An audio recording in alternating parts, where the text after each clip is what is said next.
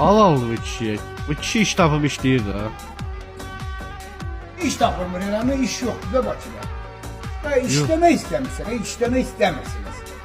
İsmail kişi, bu yaşda sən iş tapıb işləyirsən də. İndi Allah iş vaban diləsin. Sən Sağ Allah ol, təala bak. bir 150 ildə ömür versin. Ne olursun? 150 il ömür. Kime? Bana. Hə. Karış yersin öyle mi bana? Niyə qarış edirəm? Deyirəm ki, nəvələri yığışsın başına. Ben bir dilhol vaktinde gelir. İstendim. Nəticə toyu görəsən də nəticə. Qarğaz adam hemen 100 ilerini yaşayan. Buna yaşayış değilsen sen. Buna Yaş- yaşamak değilsen. Yaşayış nətər olur? Bax. Heç cavanlar var ki, kubki yerindən tərpədə bilmir. Maşallah, maşallah, maşallah. Zamanı biri sen. Mən Niye işte doğru niye? mən cavan deyiləm. Niye işlemesin? Mən cavan değilim. Niye işlemesin? Değilsen iş yok. Mən cavanım, mən iş yoxdur demədim ki. Ha ben ne dedim? Ay kişi. İşte iş var işleme istemişsiniz. Veli Mehmet Nahır danışırsınız. İş yoktur.